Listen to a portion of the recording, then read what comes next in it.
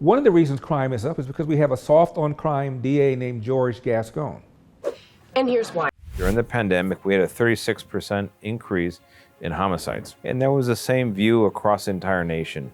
Almost every city, every large metro area saw a double-digit increase in homicide. But as soon as Gascón took office, now we're in 2021, that 36% has now become 92%. In normal times, you're supposed to have a district attorney who represents the people. But when you have a district attorney who's acting also like a public defender, there's no one left representing the people. I need to work in partnership with the person who's representing the people, and I don't have that right now. Why do you think people have voted for someone like Gascón? This was a classic example of bait and switch. And I've heard some people tell me that these policies will make it easier for people to live on the streets. It's like a third world country. People in charge don't seem to care.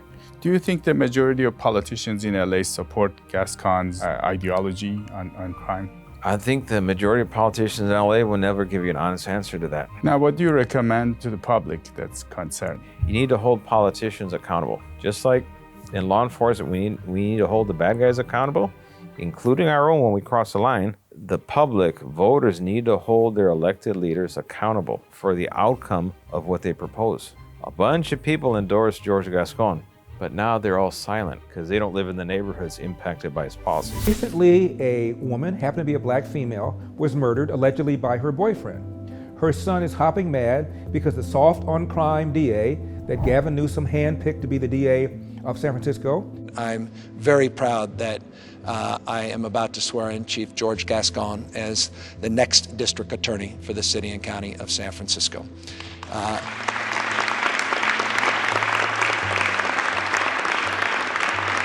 And then when George Gascón ran for DA in LA County, Gavin Newsom backed him. Well, this DA is urging his assistant DAs, in many cases, not to add what are called special circumstances onto the charges facing violent criminal defendants that would give them a longer sentence. There's a woman named Michelle Avon, A-V-A-N. Watch this.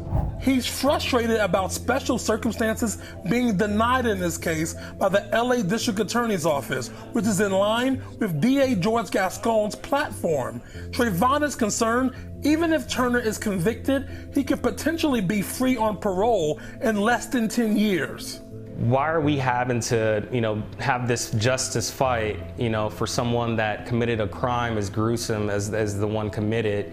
Why are we having to fight, and why are we having to reach out, and why are we having to demand meetings, to our DA's office and administration for them to just do the right thing? Spectrum News 1 reached out to the District Attorney's Office for comment. At the time of this airing, we have not received a response.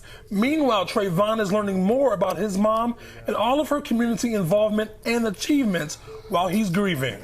This one here came from Garcetti, him recognizing who my mom was. And he's asking for the public for its help to convince the DA's office to apply special circumstances in this case.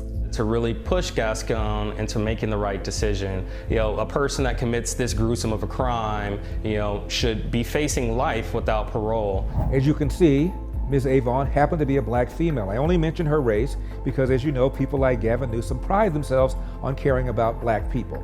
Now, in this case, her adult son, as you see, is hopping mad that Gavin Newsom's office is refusing to file special circumstances. So there's a chance this man, if he gets convicted, will be out of prison in less than 10 years.